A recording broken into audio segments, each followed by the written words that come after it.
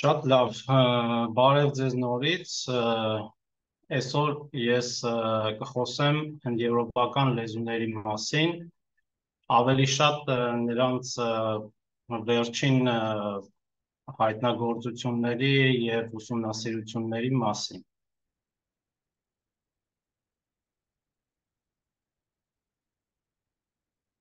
Նախ սկսենք մի հատ շատ լավ մեջբերումից Հովհաննես Թումանյանից, ես կխնդրեմ, որ դուք բոլորդ կարդաք, սա լեզվի մասին է, թե ինչ դեր ունի լեզուն մարդու կյանքում։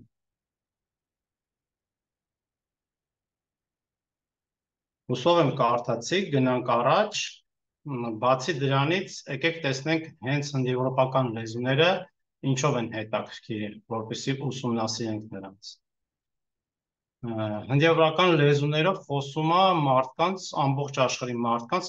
42%-ը, դա թվով կազմում է 3,2 միլիարդ մարդ։ Գոյություն ունեն 400 լեզուներ և բարբառներ, որոնք պատկանում են այդ հնդեվրոպական լեզվաընտանիքին և խոսվում են Եվրոպայում, Ասիայում ու ինչպես գիտենք, Կոլումբոսի հայտնագործությունից հետո նաև Ամերիկայում շատ մեծ տարածում է գտել այդ լեզուները։ Այս լեզուները շատ խորը ազդեցություն են թողել գրականության, փիլիսոփայության, կրոնի, գիտության մեջ և ձևավորել են տարբեր քաղաքակրթություններ և մշակույթներ։ Նրանք բացի այդ տալիս են հնարավորություն ընդհանրապես լեզուների էվոլյուցիան, զարգացումը ուսումնասիրելու համար։ Ահա դուք երևի գիտեք, թե որ լեզուներն են պատկանում հնդեվրոպական լեզվաընտանիքին, սա այդ լեզուների տարածվածությունն է, կոնկրետ հենց հիմա այս պահին, և ձախ կողմում բերել եմ օրինակներ, թե որ լեզուներն են պատկանում օրինակները։ Հայերենը, մեր մայրենի լեզուն, անգլերենը, ռուսերենը, հունարենը, իտալերենը, լատիներենը, պարսկերենը, նաև եզդիերենը կամ կուրմանջին, հինդին, որով խոսում են Հնդկաստանում, և երկու օրինակ այստեղ Էստոնիայում եմ ապրում, Էստոնիայի հարևաններից լիտվերենը և լատվերենը նույնպես պատկանում են հնդեվրոպական լեզվաընտանիքին։ Հնդեվրոպական լեզվաընտանիքում կան շատ հետաքրքիր նաև լեզուներ, որոնք արդեն մահացած են, կամ իրանք հետնորդներ չեն թողել, կամ այդ հետնորդ լեզուները արդեն բավականաչափ փոխվել են նախորդ լեզուներից։ Առաջինը, որը կա հստակ տվյալներ, տեքստային տվյալներ, որ մենք հայտնագործել ենք, դա խեթերենն է։ Խեթերը շատ մեծ ազդեցություն են թողել Անատոլիայում, ինչպես նաև Սիրիայի հյուսիսային հատվածներում, այժմյան Սիրիայի։ Այդ խեթական կայսրությունը եղել է 1730-ից 1300 թվերը մինչև Քրիստոսը, և նրանք շատ հզոր մեծ կայսրություն են եղել, ընդհուպ մինչև հասել են Եգիպտոս։ Բայց մենակ խեթերենը չի, որ Անատոլիայում անատոլիական լեզուներից տարածված է, նաև լուվիերենը, լիդիերենը և այլ լեզուներ, և այս բոլոր լեզուները այժմ համարվում են անատոլիական լեզուներ, և բոլորը պատկանում են հնդեվրոպական լեզվաընտանիքին։ Մենք գիտենք նաև հունարենի մասին, և ամենահին տարբերակը միկենեան հունարենն է, որը գրվել է linear B կոչվող վանկային ինչ-որ գրավ ձևով։ Մենք գիտենք հին լատիներենի մասին, գիտենք սանսկրիտի մասին, որը խոսվել է, կներեք, միկենեան հունարենն է, օրինակը կարող եք այստեղ տեսնել, սա հին լատիներենով պահպանված ամենահին տեքստն է։ Սա սանսկրիտն է, պահպանված ամենահինը, սանսկրիտի մասին ասում են, որ ինքը շատ հին լեզու է, տարածված է եղել ամբողջ Հնդկաստանում, հիմիկվա Պակիստանում, Աֆղանստանում, նաև Չինաստանում, բայց ամենահին այտենց հայտնաբերված ինչ-որ տեքստը ընդամենը 100 տարի առաջվա է Քրիստոսից առաջ։ Մենք գիտենք նաև մեր գրաբարի մասին, այստեղ օրինակ չեմ բերել, գիտենք, որ Մեսրոպ Մաշտոցը մեր գրերը հայտնագործել է 405 թվականին, բայց ամեն հավանականությամբ հայերենով խոսացվել է նաև դրանից առաջ։ Թոխարերենը էլի շատ հետաքրքիր օրինակ է, մինչև վերջի երևի, չգիտեմ, շատ ուշ է հայտնաբերվել էր թոխարերենի մասին եւ վերցանելուց հետո պարզվել է, որ սա եւս պատկանում է հնդեվրոպական լեզվաընտանիքի լեզուներին։ Եվ կա խոսացվել է 4-ից 8-րդ դարերում այստեղ հիմիկվա Չինաստանի Սինձյան կոչվող նահանգում։ Գիտենք նաև պարսկերենի նախորդ լեզու Ավեստան կոչվող լեզվի մասին։ Ավեստանը եւս բանավոր է փոխանցվել սերունդներին եւ չունենք այդպիսի հին պահպանված տեքստեր։ Առաջի տենց իսկական գրված տեքստը ընդամենը 1323 թվականի է, բայց ասում են եւս այս լեզուն շատ հին լեզու է եւ երևի թե եղել է ամենաքիչը 600 տարի առաջ Քրիստոսից։ Ինչու են այս լեզվաընտանիքը ընդհանրապես կոչել հնդեվրոպական։ Եկեք գնանք պատմության խորքերը, առաջին այդ նմանությունը հանրությանը ասել է բրիտանացի լեզվաբան Վիլյամ Ջոնսը։ Նա ասել է, որ սանսկրիտը, հունարենը եւ լատիներենը պետքա որ ընդհանուր ծագում ունեն։ Սա Վիլյամ Ջոնսի նկարն է։ Այնուհետև հենց այդ տերմինը օգտագործել է մեկ ուրիշ գիտնական Թոմաս Յանգը 1813 թվականին, որով դա ցանկացել է ցույց տալ այդ լեզուների տարածման տարածքը, աշխարհագրական տարածվածությունը, այդ տարածվածության երկու ծայրերը՝ Եվրոպան եւ Հնդկաստանը։ Ընդհանրապես երկու լեզուները կարող են նման լինեն երկու պատճառով։ Առաջինը, որ նրանք ունեն այդ լեզուները ունեն ընդհանուր նախնի, ծագել են ընդհանուր լեզվից, եւ օրինակ դուք այստեղ տեսնում եք, որ օրինակ այս տարբեր լեզուներում թե ինչպես է կոչվել կատուն։ Օրինակ անգլերենում cat, չգիտեմ, ռուսերենում կոտ, հայերենում կատու եւ մնացած լեզուներում, տարբեր լեզուներում հնդեվրոպական լեզվաընտանիքի։ Մյուս օրինակն է, օրինակ ովը, էլի անգլերենում cow, գիտեք, տարերը որ նայում ես, ոնց որ հենց ով լինի գրած։ Մնացած լեզուներով կարող եք նայել, թե ինչքան էլի մոտիկ ու նման ձևով են կոչում ովերին։ Եվ այստեղ եկեք նայենք, թե մեզ երևի մեծամասնությանս ամենամոտ բառը, մայր բառը, ինչպես են կոչվել տարբեր լեզուներով։ Եվ այս բոլորը հնդեվրոպական ընտանիքի լեզուներ են։ Եվ այստեղ դուք տեսնում եք, թե ինչպես կարելի է կոնկրետ այսօրվա խոսացվող լեզվով վերականգնել նախալեզուն, այն լեզուն, որից ծագել են այդ հետնորդ լեզուները։ Ահա այստեղ տեսնում եք այդ հնդեվրոպական նախալեզվում մայրը կոչվել է մոտարածել մեխտեր, որը հետո հայերենում օրինակ դարձել է մայր ժամանակի ընթացքում։ Մյուս նմանությունը լեզուների մեջ կարող է լինել ուրիշ պատճառով, երբ որ բառերը փոխառում են ուրիշ լեզվից։ Օրինակ հայերենում դաշտ բառը փոխառված է պարսկերենից, բժիշկ բառը փոխառված է պարսկերենից, մենք շատ օգտագործում ենք մերսի բառը, դա մենք փոխառել ենք ֆրանսերենից։ Իսկ հիմա վերջի ժամանակներ շատ եմ նկատում, որ օգտագործում են հայերը վսյո բառը կամ դավայ բառը, որոնք ռուսերենից են փոխառում։ Իհարկե մեր գրական լեզու դեռևս չի մտել շատ բառեր, բայց սա առաջներում այդ բառերը շատ ավելի հեշտ են մտնում ու դառնում են խոսակցական լեզվի բառեր։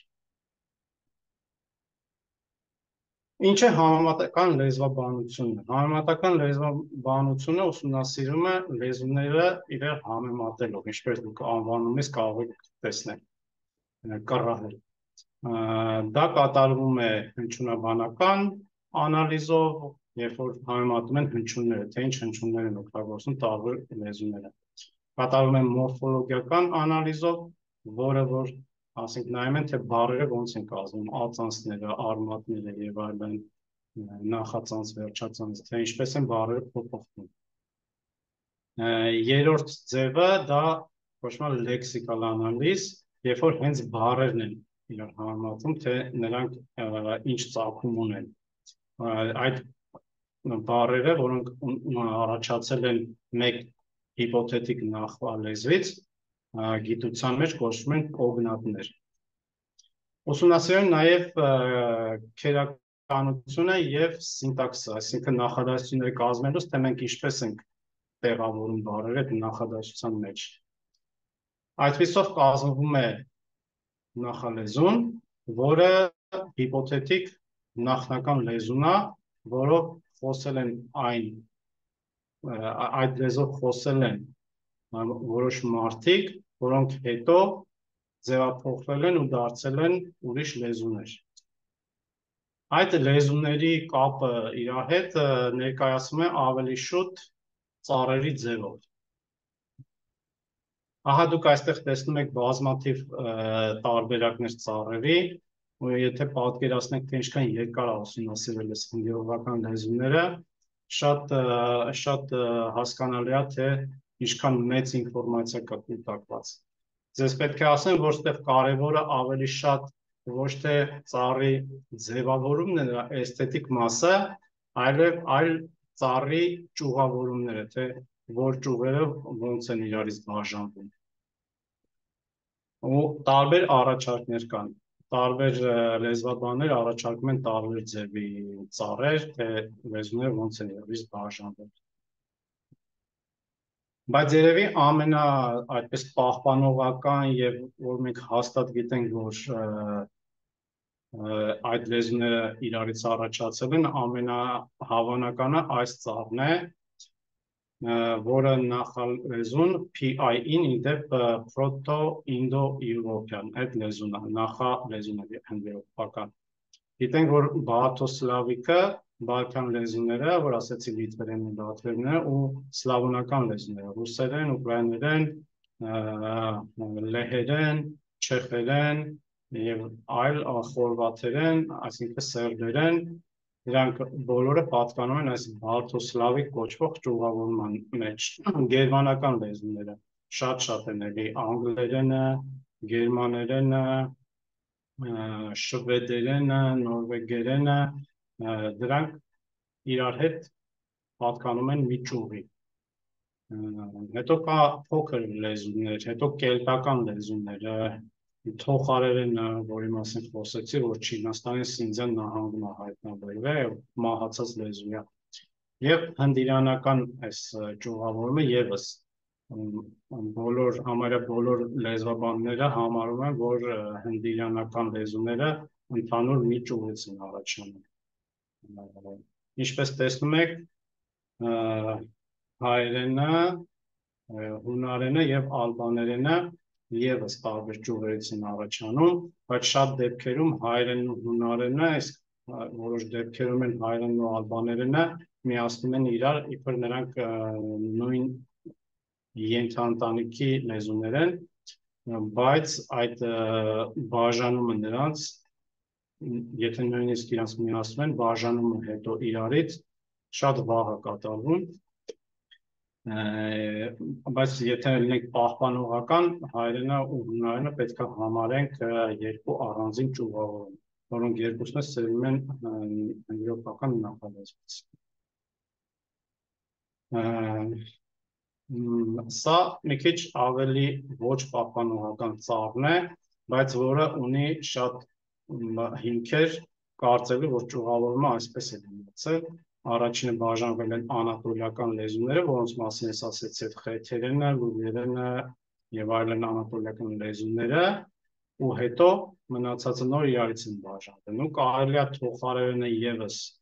սկզբում բաժանել, հետո մնացածը իրարից, բայց դա այդքան էլ հավաստի չէ։ Ընդհանրապես ինչ հիպոթեզներ կան այդ հնդեվրոպական լեզուների ծագումնաբանության վերաբերյալ, ինչի հետ է կապված նրանց այդպիսի շատ մեծ տարածումը։ Առաջի հիպոթեզը կոչվում է անատոլիական հիպոթեզ, դա կապվում է նեոլիթիկ զարգացման հետ։ Այդ նեոլիթիկ զարգացումը վերաբերում երբեմն ասում են նաև նեոլիթիկ հեղափոխություն, դա վերաբերվում է մարդկանց կենսակերպի փոփոխությանը։ Մինչև նեոլիթը մարդիկ ապրում էին որսորդական, հավաքչական կենսակերպով, այսինքն ծառերից էին հավաքում կենդանիներ, վայրի կենդանիներ որսում են եւ սնունդ էին ապահովում, ու նրանք չունեին մշտական նստելավայր։ Նրանք տեղափոխվում էին մի տեղից մյուսը։ Բայց երբ որ արդեն ընտելացրեցին բույսեր ու կենդանիներ, նրանք սկսեցին արդեն նստակյաց կյանք վարել, ու հնագետները հայտնաբերում են նրանց տների հին մնացորդները։ Այդ նեոլիթիկ փոփոխությունը առաջինը տեղի է ունեցել կիսալուսնաձև բերի կիսալուսնի վրա, այստեղ դուք տեսնում եք, ես սլակով կոմպյուտերի մկնիկով ցույց եմ տալիս։ Ամենավաղ հայտնաբերումը այդ նեոլիթիկ փոփոխությունը այստեղ։ Այստեղ դուք տեսնում եք, թե ինչպես են որ ժամանակ նրանք ինչպես են գնացել տարբեր կողմեր։ Եվ Եվրոպայում նրանք հայտնվել են մոտավորապես 8000 տարի առաջ։ Այստեղ դուք տեսնում եք վերականգնված ձև այդ հին նեոլիթական գյուղի։ Եվ այս հիպոթեզը առաջարկվել է Կոլին Ռենֆրյուի կողմից 1987 թվականին, երբ որ նեոլիթը գնում է Եվրոպա, նա իր հետ տանում է ենթադրաբար իրանց լեզուն, որը հնդեվրոպական լեզվաընտանիքն է։ Հաջորդ հիպոթեզը էլի շատ լայն տարածում գտած, ավելի շատ, քան թե նախկին այդ անատոլիական հիպոթեզն է, երևի մեծ մասը լեզվաբանների համարում է, որ այս հիպոթեզն է ճիշտ, դա սկսվել է մոտ 5000 տարի առաջ Յամնայա կոչվող մշակույթի միջոցով։ Այդ մշակույթը սկսել է ապրել մոտ 3000 տարի առաջ Քրիստոսից, այսինքն մեզնից մի 5000 տարի առաջ, եւ այնուհետև շատ մեծ տարածում է գտել աշխարհի տարբեր կողմերում, ու այսպես գտնում են, որ նրանք շատ հավանական է, որ նրանք են եղել հենց այս հնդեվրոպական լեզուների տարածողները։ Սա առաջարկվել է առաջինը Մարիա Գիմբունտասի կողմից 1956 թվականին, եւ այնուհետև որոշ փոփոխությունների է ենթարկվել Ջեյմս Մելորիի եւ Դեվիդ Անտոնիի կողմից։ Այստեղ տեսնում եք այդ Յամնայա մշակույթից հայտնաբերված գտածոները, նրանց տեսնում եք կարգի ինչ որ վերականգնում եւ տեսնում եք ձիու սիլուետ այս վերևի մասում, եւ դա նրանից է, որ այս մշակույթի ներկայացուցիչներն են, որ ձին ընտելացել են եւ կարգ են սարքել ու սկսել են տեղափոխվել։ Նրանք վարել են անասնապահական ապրելաձև ու այդ իրանց այդ հոտը տեղափոխել են մի տեղից մյուս տեղը եւ այսպիսով ասում են, որ դա խթանել է իրանց լեզվի տարածումը աշխարհի տարբեր ծայրերում։ Երրորդ հիպոթեզը դա կոչվում է հայկական հիպոթեզ, առաջարկել են Գամպրելիձեն եւ Իվանովը 1980 թվականին, առաջի այստեղ տեսնում եք իրանց այդ գիտական աշխատությունների նկարները երկու հոդվածով 1980 թվին եւ 1984 թվին առաջարկեցին, որ հնդեվրոպական լեզուները միգուցե առաջացել են հայկական լեռնաշխարհում, Անատոլիայում և հյուսիսային միջագետքում այդ տարածքը իրար միացնող ինչ-որ այդ տարածքի վրա և սկսել է մոտ 6500 տարի առաջվանից։ Նրանք ասում են, որ հունարենը երևի թե գնացել է անմիջապես դեպի արևմուտք, Փոքր Ասիայով հայտնվել է Բալկանյան թերակղզում, իսկ մնացածի համար առաջարկում են ինչ-որ ուրիշ ճանապարհներ, թե ոնց են տարածվել այդ լեզուները։ Այս մեծ նկարում դուք կարող եք տեսնել, թե տարբեր գիտնականների կողմից ինչպիսի առաջարկներ են եղել, թե որտեղ են հնդեվրոպական լեզուները առաջացել։ Տեսնում եք, այս Գիբունտասի առաջարկածը, որը կոչվում է ստեպ հիպոթեզ, Ռենֆրյուի առաջարկածը, որը կոչվում է անատոլիական հիպոթեզ։ Այս մնացած առաջարկները այդքան էլ լավ չեն ընդունվում, այսինքն շատ չեն ընդունվում, եւ այստեղ ես կնշեմ միայն Դիակոնովի առաջարկած, Դիակոնովը առաջարկում է, որ առաջացել են Բալկանյան թերակղզում, հետո Բալկանյան թերակղզից են տարածվել եւ հիմա ասում էր, որ հայերենը միանգամից Բալկաններից գնացել է դեպի հայկական լեռնաշխարհ եւ հիմիկվա հայերենի ծագման վերաբերյալ ամենախիստ իր առաջարկած հիպոթեզն ամենաշատը ընդունվում տարբեր լեզվաբանների կողմից, որ հայերենը գնացել է Բալկաններից դեպի հայկական լեռնաշխարհ, ասում են դրա հիմքը նա է, որ հայերենը ամենաշատը մոտիկ է հունարենին։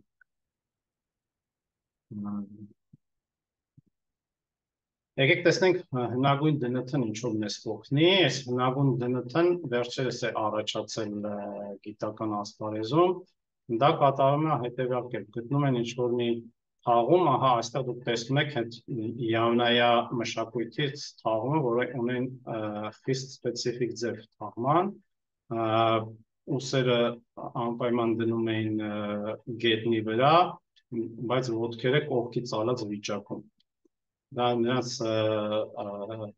ձևն է թաղման։ Ու անպայման դեմքը պետք է լիներ ինչ-որ մի կողմ ուղղված, տարբեր տեղեր, տարբեր կողմը չնայած, բայց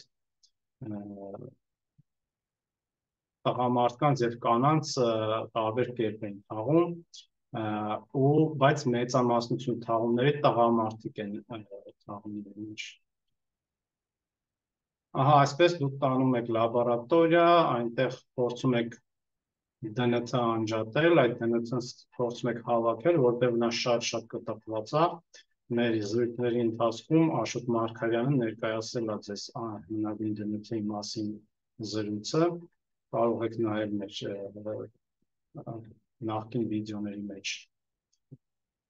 Եվ այսպես դուք կարողանում եք ունենալով ժամանակակից եւ այլ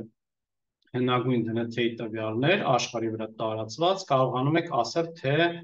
որին է ավելի մոտիկ, ու կարողանում եք մոդելներ առաջարկել, թե հնագույն այդ պոպուլյացիան որտեղից է առաջացել, ոնց են գնացել մարդիկ, ինչ միգրացիաներ են ունեցել։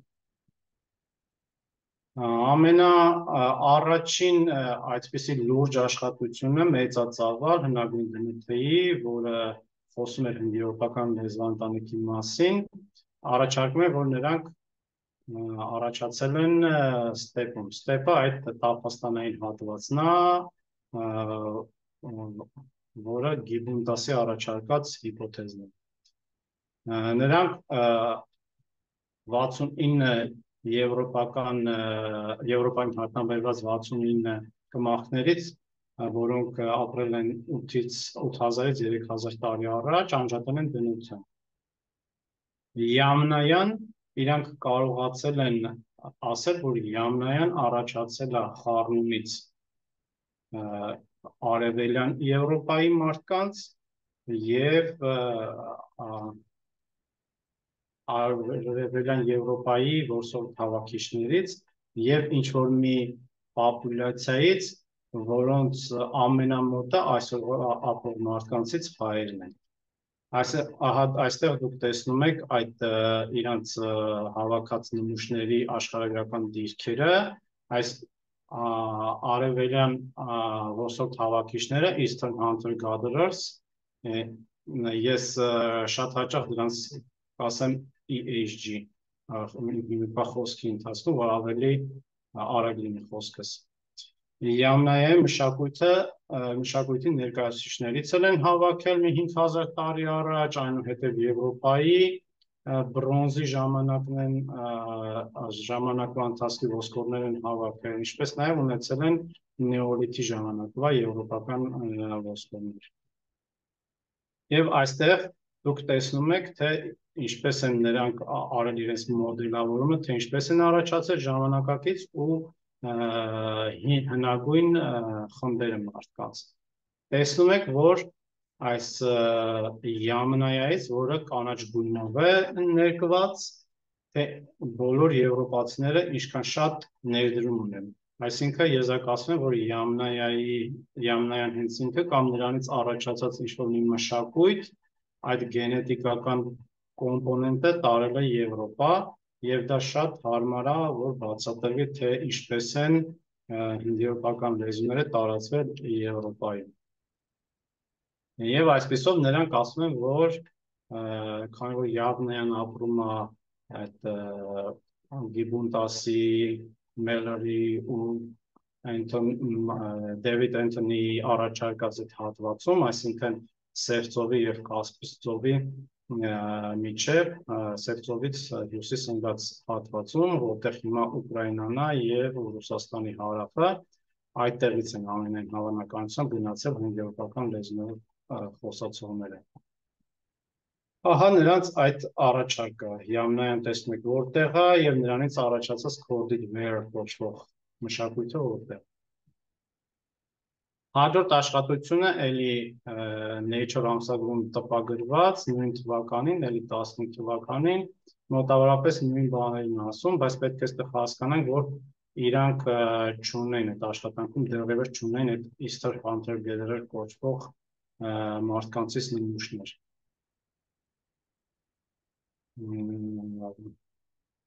Երրորդ աշխատանքը Կովկասի մասին է, հենց Կովկասի շատ հին ապրողներից անջատել են դնոթը, մեկը ապրում է 13300 տարի, ապրել էր 13300 տարի առաջ, մյուսը 9700 տարի առաջ, Վրաստանում են հայտնաբերել նրանք, ու նրանք գտել են, որ այդ մշակույթը այդ մարդիկ ունեն գենետիկական ինչ-որ մի կոմպոզիցիա, որը անջատվել է եվրոպականից 45000 տարի առաջ, իսկ նեոլիթիկ այդ անատոլյան նեոլիթիկ գյուղատնտեսներից 25000 տարի առաջ։ Ու այդ 25000 տարի առաջ այդ գիտենք, որ դրանից հետո սկսել է այդ սառցապատումը, ասում են երևի, որ այդ բաները սառույց առաջացել եւ մարդկանց երկու խումբը բաժանվել է իրարից։ Անատոլիականն ու Կովկասյանը իրարից բաժանվել են ու ձևավորվել են առանձին մարդկային խմբեր։ Նրանք գտան, որ Յամնայայում այդ Կովկասյան որսով հավաքիչները շատ մեծ ներդրում ունեն, սկսած 3000 տարի Քրիստոսից առաջ, այսինքն 5000 տարի էլի համապատասխանում է թիվը։ Այդ Կովկասյան որսոտ հավաքիչները թողել են շատ մեծ հետք Կովկասի ժողովուրդների վրա, ինչպես նաև կենտրոնական ասիայի ժողովուրդների վրա եւ հարավային ասիայի ժողովուրդների վրա եւ երևի թե այդ հնդիրանական լեզուները տարածվել են այդ Կովկասյան կոմպոնենտի միջոցով։ Հիմա եկանք հասանք մեր հիմնական թեմային, որը տպագրվել է Science Ansal-ում 2022 թվականին Լազարեդիսի եւ համահայրենիքների կողմից, դա ամենամեծ հնագույն դնութեով արված հետազոտությունն է, 727 միայն այդ Southern Arc կոչվող տարածքից են հավաքել նմուշներ, այդ որոնք ծածկում են 11,000 տարի, մեզ ամենամոտ 11,000 տարվա ընթացքը, 11,000 տարի մեզնից առաջից մինչև հիմա։ Այդ Southern Arc կոչվող տարածքը նրանք ասում են, որ Անատոլիան է, հարավ-արևելյան Եվրոպան է եւ արևմտյան Ասիան է։ Նրանք ասում են, որ իրանք կենտրոնացել են այս աշխատության մեջ պղնձի ժամանակի եւ բրոնզի ժամանակներին, որոնք 7000-ից 3000 տարի առաջ են կատարվել։ Եվ այդ ժամանակը հենց որ հնդեվրոպական լեզուները տարածվել են։ Դուք տեսնում եք նրանց նմուշները, թե որտեղից են հավաքվել, աշխարհագրական տարբեր երկրներից, տարբեր դիրքերից։ Եվ սա նրանց նմուշն է, որը Հայաստանից մի օրինակը, թե Հայաստանից ինչպիսի նմուշ են նրանք հավաքել, բայց Կառնուտ կոչվող տեղանքից է եւ Քուր Արաքսյան մշակույթի ներկայացուցիչ են։ Նրանք ասում էին, որ գենետիկ տվյալներով կարող են վերականգնել միգրացիաները, որոնք որ անհրաժեշտ են հենց լեզուների տարածման համար։ Նրանք ասում են, որ ուսումնասիրել են ինչպես են գենետիկ փոփոխությունները համապատասխանում այդ Southern Arc կոչվող տարածքում լեզվաբանական փոփոխություններին, որոնք լեզվաբանների առաջարկած մոդելներին ինչպես են համապատասխանում։ Այսինքն անատոլիական լեզուները եւ այլ եվրոպական լեզուները ինչպես են իրար առնչվում։ Այստեղ իրանք մի հատ շատ երևի իրանց կողմից խելացի բան են արել, որ հնդեվրոպական լեզուները իրանք համարել են միայն անատոլիական լեզուներից բաժանման հետո եղած այդ լեզուներ, որոնք ուրիշները կոչվում են դասական հնդեվրոպական լեզուներ։ Եվ ընդհանուր նախալեզուն իրանք կոչել են պրոտո-ինդո-անատոլիան։ Այստեղ տեսնում ենք իրանց այդ հոդվածից մի հատված, որտեղ մի նկար, որտեղ իրանք որ ցույց են տալիս, թե Անատոլիայում ինչպես է այս CHG կոմպոնենտը, որը Կովկասից է գնում, ինչպես է ավելի շատանում մարդկանց մեջ, իսկ X-երի առանցքը ցույց է տալիս, թե նրանց գենոմի որ տոկոսն է զբաղեցնում տվյալ կոմպոնենտը, այս դեպքում Կովկասից գնացած մարդկանց կոմպոնենտը ինչ տոկոս է զբաղեցնում։ Տեսնում ենք, որ 6500 տարից սկսած արդեն այդ կոմպոնենտը սկսում է բարձրանալ։ Իհարկե սկզբի փուլերում իրանք քիչ տվյալներ ունեն եւ այդքան էլ հավաստի չէ, բայց տեսնում ենք այստեղ 6000 տարի առաջվանից արդեն 40% այդ Անատոլիայում ապրած մարդկանց Կովկասից է գնացել։ Այստեղ նաև պետք է նշեմ, որ այդ Eastern Hunter-Gatherer կոչվող կոմպոնենտը, որը որ եկած պիտի լինել Յաննայայից, տեսնում ենք, որ հնդեվրոպական լեզուների տարածման ժամանակ Անատոլիայում չի շատանում։ Սա շատ կարևոր է, որ այդ նշանակում է, որ անատոլիական լեզուները ամեն հավանականությամբ չեն եկել Տափաստաններից։ Տեսնենք նաև Լևանտի կոմպոնենտը, Լևանտը ավելի հարավային հատվածն է, Բերի կիսալուսնի հարավային հատվածն է, հիմիկվա Իսրայելը, Հորդանանը, Սիրիան, որ կան, այդ մասն է։ Իրանք ունեն ուրիշ գենետիկական կոմպոնենտ, եւ այդ գենետիկական կոմպոնենտը եւս ինչ-որ տոկոս կազմում է հյուսիսում ապրող մարդկանց, օրինակ հայերի մոտ, թուրքերի մոտ եւ Եվրոպայի մարդկանց մոտ։ Այստեղ նրանք ցույց են տալիս, որ այդ Տափաստանային հատվածում, Պոնտո-Կասպիան ռեգիոնում, Կովկասից երկու անգամ ժառանգություն է, այսինքն մարդիկ են գնում Կովկասից։ Իհարկե այստեղ առաջի այս հոսքը, որը 6500 տարի առաջ է գնում, ընդամենը երկու նմուշով իրենք այդ եզրակացությունը անում են, այդքան էլ շատ հավաստի չէ, բայց ինչ որ ինդիկացիա է, որ իրոք Կովկասից գնացել են։ Հետո տեսնում ենք, որ ավելի մեծ մոտ ժամանակահատվածում իջնում է այդ Կովկասի կոմպոնենտը, բայց այնուհետև նորից բարձրանում այդ 5000 տարի առաջ, որը որ այդ հենց հարավից գնացած կոմպոնենտն է, որը Յամնայայում արդեն երևում է։ Տեսնում ենք, որ հակառակը այդ Eastern Hunter-Gatherer կոմպոնենտը ցույց է տալիս հակառակ պատկեր, այսինքն եթե Կովկասյան այդ կոմպոնենտը շատանում է, Eastern Hunter-Gatherer-ը իջնում է եւ հակառակը։ Տեսնենք, որ Լևանտի նեոլիթյան կոմպոնենտը եւ անատոլիական նեոլիթյան կոմպոնենտը այս վաղ շրջանում 0-ի է հավասար, այնուհետև այս Յամնայայի ժամանակը միայն ի հայտ գալիս ու շատ ցածր տոկոսում։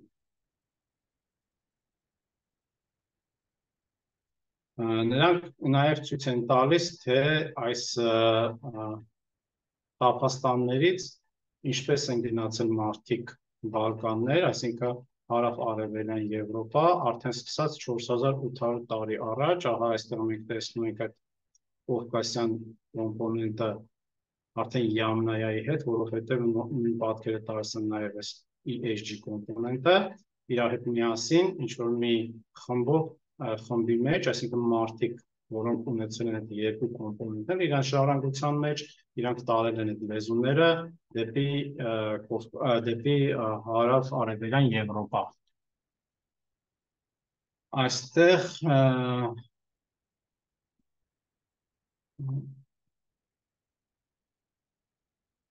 տեսնում ենք, որ իրանց այդ լոկալ ժառանգությունը, որը կար մինչև այդ, տեսնում ենք, որ այստեղ մոտ 100%-ը կազմել է այդ Iron Gates կոչվող հենց տեղական եվրոպական ժառանգությունը, որ ինչքան է իջնում հետագա փուլերի ընթացքում։ Եվ տեսնում ենք, որ անատոլիական կոմպոնենտը միանգամից բարձրանում է 8000 տարի առաջ, սա ցույց է տալիս, թե ինչպես են նեոլիթի ժամանակ մարդիկ գնացել Եվրոպա։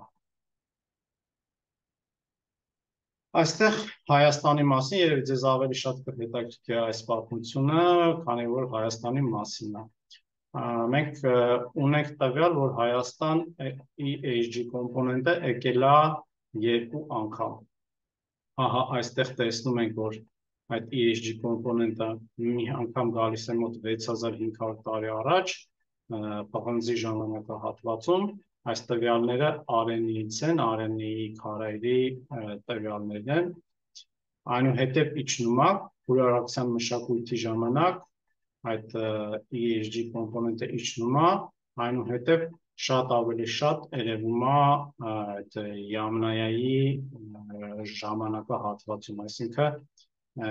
Յամնայայի կամ իրանցից առաջացած այդ ոսկը մեր հայերի մոտ շատ լավ երևում է, այսինքն ոչ թե մեր հայերի մոտ, այլ մեր նախնիների մոտ, որոնք ապրել են 3000 տարի առաջ Հայաստանի Հանրապետության այսօրվա տարածքում։ Տեսնում ենք, որ Կովկասյան կոմպոնենտը շատ մեծ տեղ ունի հայերի մեջ բոլոր ժամանակների ընթացքում։ Տեսնում ենք, որ հայերի մոտ կա նաև անատոլիական եւ լևանտական կոմպոնենտ, բայց ավելի ցածր քանակի, ավելի քիչ քանակի։ Այստեղ ցույց են տալիս, որ Յամնայայից դեպի Հայաստան հոսք է եղել եւ ասում են մոտավորապես 4500 տարի առաջ։ Պետք է ասեմ, որ հիմիկվա մարդկանց մոտ այդ կոմպոնենտը այդքան էլ շատ չի, մոտ 5% կամ ավելի ցածր, բայց հայրական գծում մենք պահպանում ենք շատ բարձր տոկոս այդ տղամարդկանց, որ եկել են Յամնայայից, մեր բնակչության մոտ 30%-ը պատկանում է այս RZ2103 գծին։ գծին։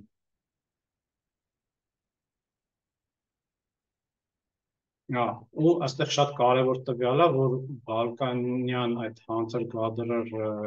կոմպոնենտը այստեղ ցույց տված չի, բայց 1%-ից ավելի ցածր է, այսինքն այն բոլոր հիպոթեզները, որ հայերենը կապված է հունարենի հետ եւ բալկանյան թերակղզից է եկել Հայաստան, այս տվյալներով չեն օժանդակվում։ Այսպես, նրանք ցույց են տալիս, որ 4 համապատասխանություններ կան հնագույն ԴՆԹ-ի եւ լեզվաբանական հետազոտությունների միջեւ։ Այս առաջին գենետիկական փոփոխությունները Անատոլիայում նեոլիթի եւ պղնձի ժամանակ միջեւ ցույց են տալիս կարող են ցույց տալ լեզուների տարածման, այսինքն լեզուների տարածման համար բավարար ոնց որ ապացույց են հանդիսանում։ Եվ դա ապացուցում է, որ այնտեղ եղել են երկու տարբեր լեզուներ, անատոլիական լեզուներ եւ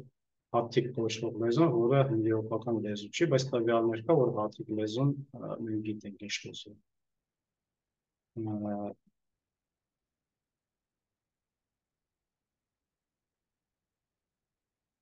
Այսպես հարավից գնացող երկու հոսքի տվյալներ ունենք հնագույն ԴՆԹ-ով եւ դա այդ երկրորդը ավելի մեծ է եղել եւ դա կարող է ցույց տալ, որ լեզուները հարավից են գնացել հյուսիս, այնուհետև այդ տափաստաններից դեպի Բալկաններ, Հայաստան, կենտրոնական եւ հյուսիսային Եվրոպա, կենտրոնական եւ հարավային Ասիա կարող են տեղի ունեցած լինել եւ հնագույն ԴՆԹ-ով մենք տեսնում ենք, որ այդ հոսքերը եղել են եւ լեզվաբանությամբ ենք տեսնում, որ այդպիսի հոսքեր են եղել, այսինքն երկուսը իրար համապատասխանում են։ Եվ շատ կարևոր մի փաստ, որ Անատոլիան չունի այդ տափաստանային կոչվող ժառանգական կոմպոնենտ, այսինքն ոչ հնում ունեցել, ոչ հիմա ունի, ի տարբերություն Հայաստանի եւ հարավ-արևելյան Եվրոպայի։ Եվ սա համապատասխանում է այս լեզուների բաժանման ծառին,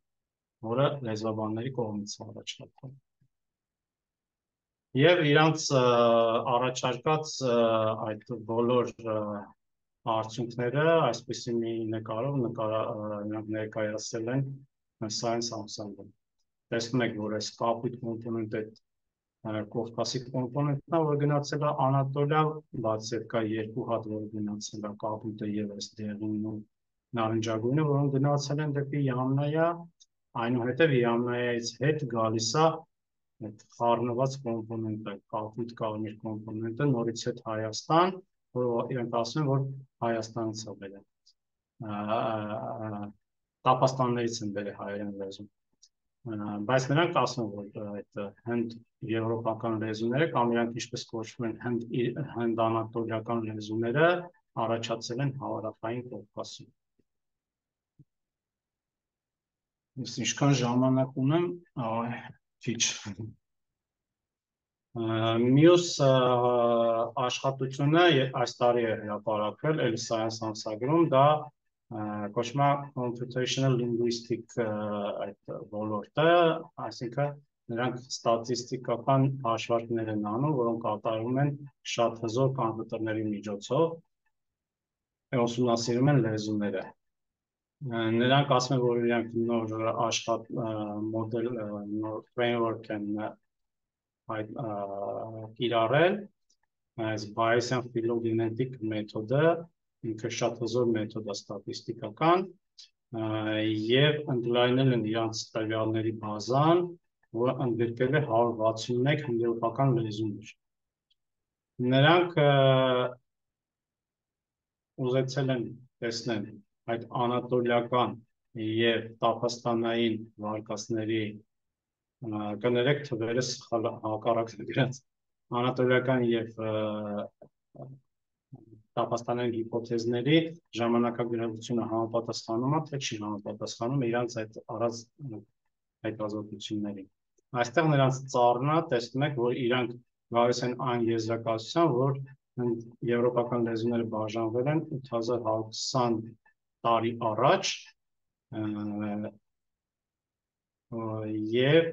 դա համապատասխանում է ավելի շատ անատոլիական հիպոթեզին, այսինքն գնացել են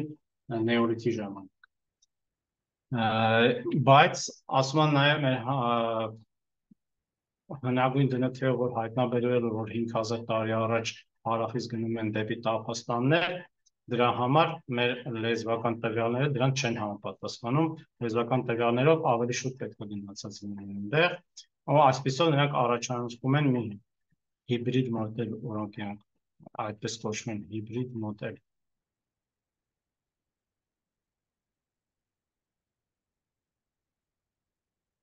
Եվ իրանք մի քիչ այդպիսի շատ մեծ claim են անում, էլի, որ ասում են 200 տարի տևած էնիգման, եվրոպական լեզուների ուսումնասիրման գտնվում է այս հիբրիդ մոդելի մեջ։ Եվ սա իրանց այդ առաջարկած մոդելն է, թվականները այսքան տարի առաջ, այսինքն 8100, այստեղ 8100 տարի առաջ առաջացել են այս տարածքում, որը հարավային Կովկասն է, ու այս հարավային Կովկասում առաջանալը համապատասխանում է նաև հնագույն դնթերով ստացված տվյալներին։ Այնուհետև իրանք դիսկաս են անում, այսինքն քննարկում են, թե ոնց է գնացել դեպի Իրան եւ դեպի Հնդկաստան, ասում են կարող է եւ հյուսիսով գնացած լինի, Կասպից ծովի հյուսիսով, կարող է եւ հարավով ուղիղ գնացած լինի դեպի Հնդկաստան։ Ես օգտագործել եմ այս աղբյուրները, որոնք չնայած այդքան էլ լավ չեն ներկայացնում, ես շատ ավելի մեծ տվյալներից եմ ներկայացրել եւ շնորհակալություն եմ հայտնում ուշադրության համար։